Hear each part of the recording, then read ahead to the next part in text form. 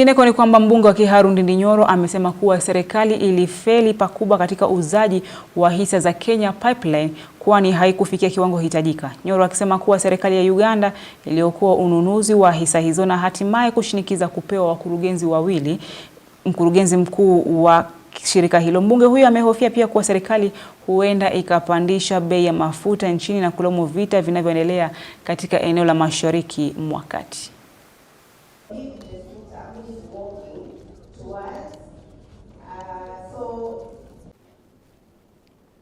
Kenya Pipeline IPO was a flop.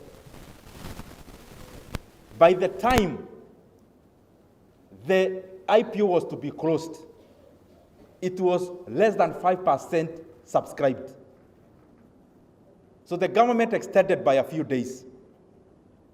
In those few days, Kenya begged Uganda, Museveni, to come and put in money.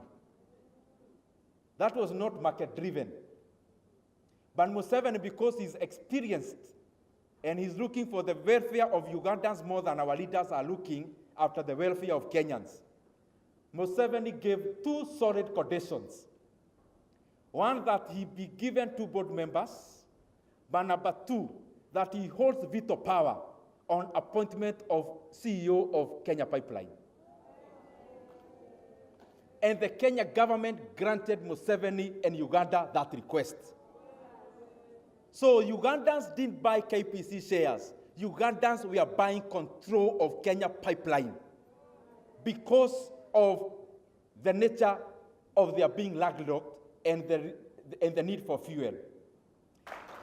The CEO of NSSF and the trustees, I contribute to NSSF because my salary is cut.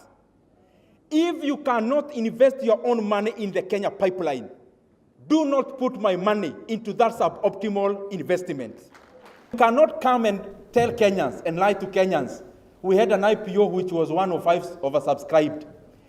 Kenyans will soon hear some choruses from government. Because they want to raise fuel prices, they will now start blaming Iran and Middle East. And I give you 2 months, you'll see that happening in Kenya. Below 2 months, you'll hear EPRA raising the fuel prices in a manner that is higher than the global oil prices trends.